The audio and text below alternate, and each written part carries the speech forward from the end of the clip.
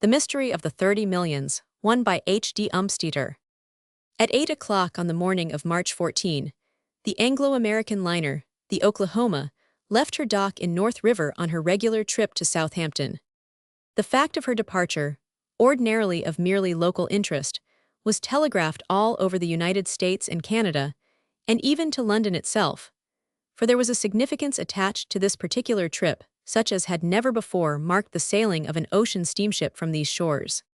It was not because the great vessel numbered among her crowd of passengers a well-known English duke and his young bride, the grandniece of a world-famous New York railroad magnate, that her sailing was heralded by such a blowing of trumpets, nor because she also had, upon her lists, the names of the august British ambassador to the United States, returning home on a brief furlough, the noted French tragedian, fresh from his American triumphs, and a score of other illustrious personages whose names were household words in a dozen countries. The presence of all these notables was merely incidental. What made this trip of the Oklahoma an event of international interest was the fact that at this, the apparent climax of the great gold exporting movement from the United States, now continued until it had almost drained the national treasury of its precious yellow hoard and had precipitated a commercial crisis such as never before had been experienced. The Oklahoma was taking to the shores of insatiate John Bull the largest lump amount of gold ever shipped upon a single vessel within the memory of man. Not even in the memorable gold exporting year of 1893 had any such sum as this been sent abroad at one time. It was not the usual paltry $500,000 or $1 million that she was carrying away in her great strong room of steel and teak wood, but $30 million worth of shining eagles and glinting bars, hastily called across the ocean because of the adverse balance of trade and the temporary mistrust of American securities by the fickle Europeans. The mere insurance premium on this vast sum was in itself a comfortable fortune. Businessmen wondered why such a large amount was entrusted to one steamer. Suppose she should collide in the fog and sink, as one great ship had done only a few weeks before, what would become of the insurance companies then? Suppose some daring Napoleon of crime should hatch a startling conspiracy to seize the steamer, intimidate the crew and passengers, and possess himself of the huge treasure. It would be a stake well worth long risks, thought some of the police officials, as they read the headlines in the evening papers. The Oklahoma was a fast sailer. Her 500 feet of length and her 12,000 tons of displacement were made light work of by the great clanking, triple-expansion engines when their combined force of 15,000 horsepower was brought to bear upon her twin screws. Under ordinary conditions, she ought to have made port on the other side, in time to let her passengers eat late dinner on the 6th day out. Incoming steamers reported a brief spell of nasty weather in mid-ocean, however, and so her failure to reach Southampton on the 6th, and even the 7th day was not particularly remarked. The great American public had been busy with other weighty matters in the interim, including a threatened secession of the silver-producing states, and the departure of this modern argosy with her precious freight had almost passed into history. For history in that year was anything that had happened farther than a week back, a day, if it was not of overwhelming importance. If the big ship's arrival had been cabled on the 8th day, or even early on the 9th, it would still have found the public in a comparatively calm state of mind, for the mid-Atlantic storm would naturally account for a multitude of lost hours. But when the 9th lapped over onto the 10th, and the 10th onto the 11th and 12th, with no tidings of the tardy steamer, surprise grew into anxiety and anxiety into an international sensation. Of course, all sorts of plausible theories were advanced by the steamship agents, the newspapers, and other oracles, including that of the inevitable broken shaft. And these might have sufficed for a day or two longer, had it not been for another, and much more startling theory that suddenly came to the surface, and through 2 continents, into a fever of trepidation and suspense. It was the following announcement, in a leading New York morning paper, that roused excitement to fever heat. A new and most astounding phase has come over the case of the mysteriously missing Oklahoma. It has just been given out from police headquarters that Gentleman Jim Langwood, the noted cracksman and forger, whose 10-year sentence at Sing Sing expired only a few weeks ago, was in the city several days previous to the sailing of the Oklahoma and went with her as a passenger, under an assumed name. Even at that very time, the Central Office detectives were looking for him, as a tip had been sent around that he was up to some new deviltry.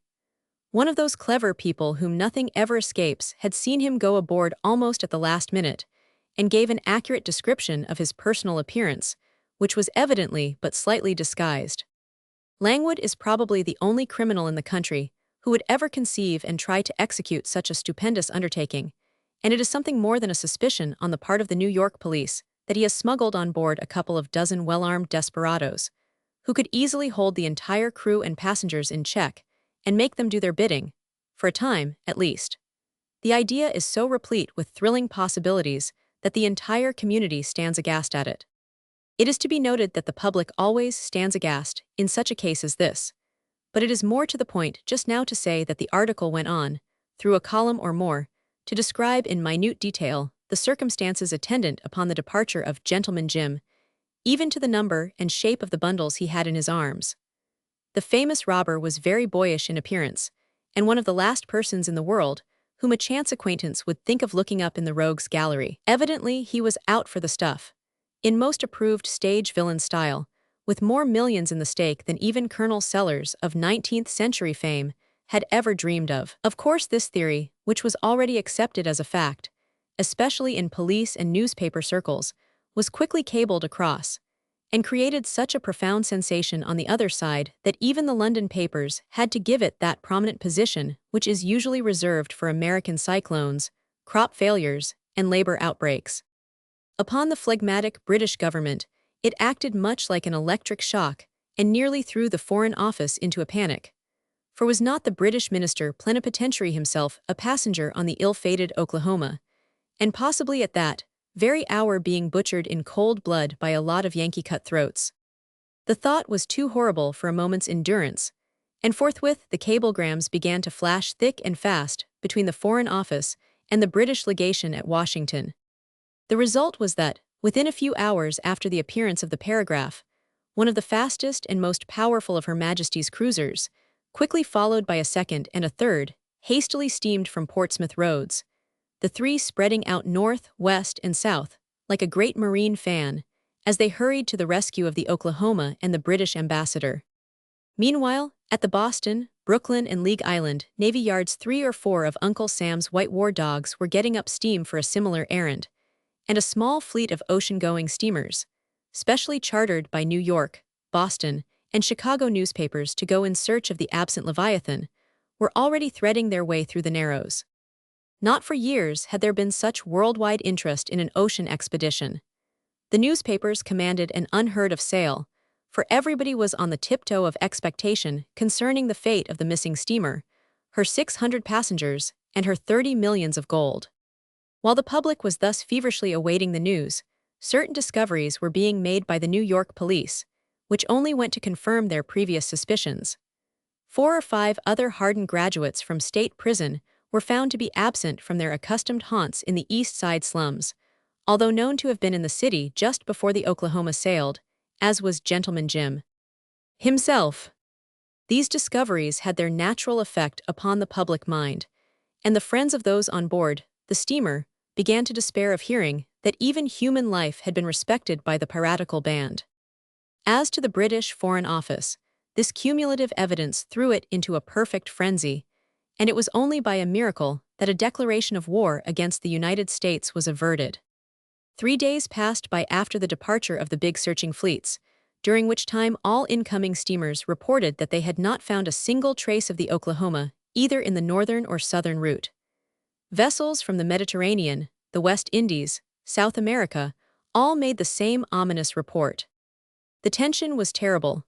Thousands could not even sleep on account of the mental strain, and the minds of some of the weaker actually gave way beneath it. The public by this time was convinced beyond a reasonable shadow of doubt that the robbers had successfully carried out their fiendish plan. But how, and when, and where? When they opened their newspapers on the morning of the 18th day of suspense, they found the answer to the question, and the greatest marine mystery of centuries was solved. In the small hours of the night, there had flashed across the European continent, and under the dark waters of the Atlantic, this startling message from the representative of the Union Press Association. Lisbon, April 1. The missing Oklahoma is disabled at Fayal, Azores, where she was discovered by the Union Press Special Expedition. Many of the half-starved crew and passengers are on the verge of insanity. The officers tell a most astounding story of the steamer's exciting and almost fatal adventures. On the third night out, the Oklahoma suddenly came under some mysterious but irresistible influence, by which she was carried rapidly out of her course towards the south. Every effort was made by the officers to bring the ship back to her course, but the big liner seemed drifting helplessly at the mercy of some powerful current. The compasses were useless, and the wheel no longer exercised the slightest control over the steamer's movements. Naturally, the anxiety of the officers was in no way diminished when on the morning of the next day, which was then the fourth day out, another vessel, a long low-setting craft of shining steel, was discovered off the Oklahoma's starboard bow, about a mile ahead, but moving in the same direction. By careful observations, it was discovered that the course of the two steamers was identical. Both were apparently under the same mysterious influence. Instead of sighting a rescuer, the Oklahoma had, so it seemed, only discovered another victim of the irresistible current. Time and again, the Oklahoma attempted to signal the companion ship, but the latter made no reply. Close observation revealed that she was built on the whaleback principle, with nothing above decks save ventilators and signal mast, but failed to discover any sign of human beings. By afternoon, their continued failure to bring the liner back to her course had so wrought upon the minds of her officers that their anxiety infected the spirits of the passengers, who were now aroused to the real danger that menaced them. When the fifth day dawned, with the Oklahoma hundreds of miles out of the regular transatlantic course, the gravity of the situation could no longer be concealed. Distress signals were kept flying, and all possible steam was put on with the idea of overhauling the companion ship and giving or receiving aid. To the amazement of both officers and passengers, however, in spite of every effort, the Oklahoma failed to gain a single inch on the other vessel. Before they had time to attempt an explanation of this remarkable fact, amazement gave way to consternation. For just a moment, a third vessel had appeared on the horizon like a messenger of hope. But no sooner had she been sighted than with the swiftness of lightning, the mysterious companion craft turned half around and darted away to the southeast, with the Oklahoma following as helplessly as though she were in tow. In that moment, the awful truth was revealed.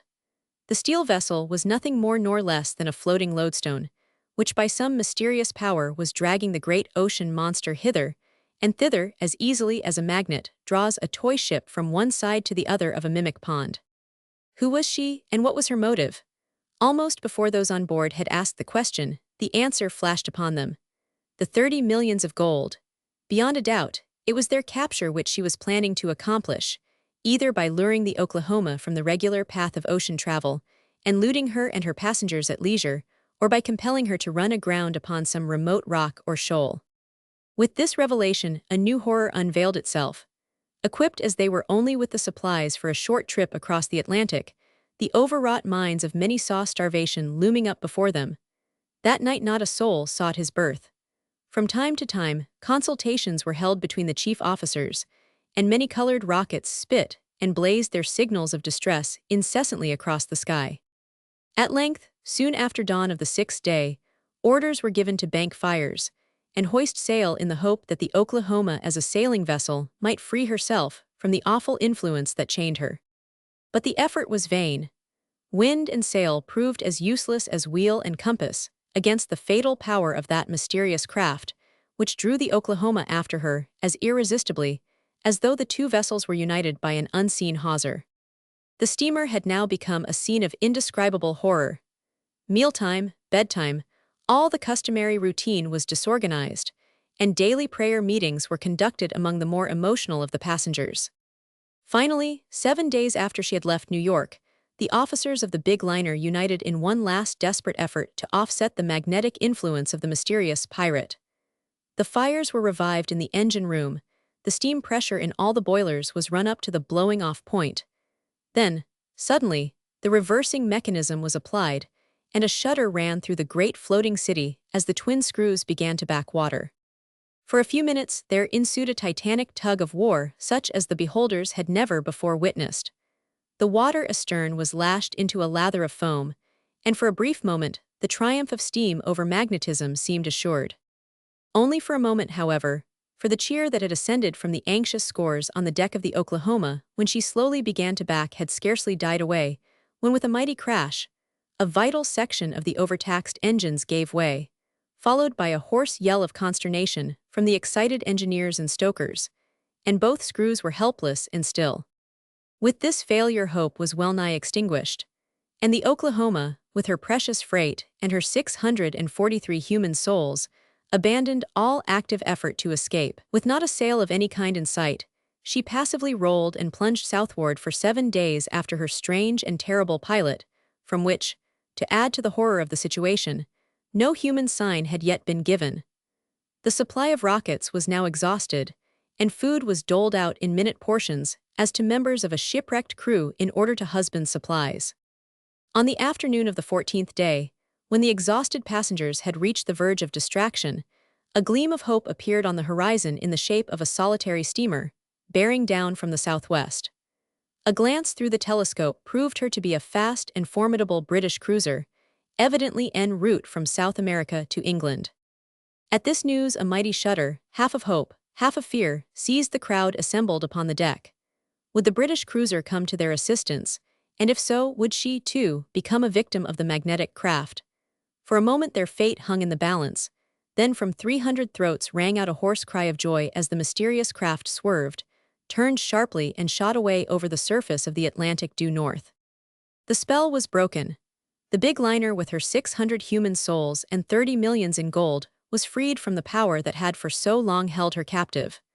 But crippled as she was by the accident to her machinery, she was unable to proceed unaided, and was taken in tow by the British steamer, the Midlothian, and a day later was brought safely into port at Fayal. The Union Press steamer is the first to bring the thrilling news.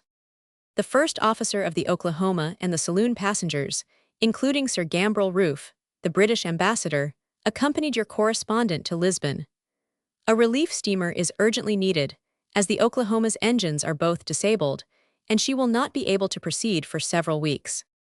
The passenger thought to be Gentleman Jim Langwood proves to be the Duke of Medfordshire, now on his wedding trip with his young millionaire American bride. Hardly had the excitement caused by this startling intelligence subsided, when it was once more aroused by a dispatch from Providence, R.I., announcing the capture in the act of robbing a jewelry store of Gentleman Jim Langwood and a gang of 4 other old-timers, and by the following even more important cablegram from the Russian representative of the Union Press. St. Petersburg, April 2. The identity of the mysterious craft by which the Oklahoma was drawn from her course has been established beyond a doubt. The vessel is a hypnotic cruiser, recently completed by a Russian inventor named Slobodensky, and possessed of an electric apparatus by which any vessel can be brought completely under its control. Whether the hypnotic cruiser's bedevilment of the Oklahoma was merely a trial of power, or whether plunder was intended, can only be surmised. But naval lawyers say that this marvelous new invention will revolutionize naval warfare and necessitate the passage of stringent laws to cover a crime for which at present no penalty exists.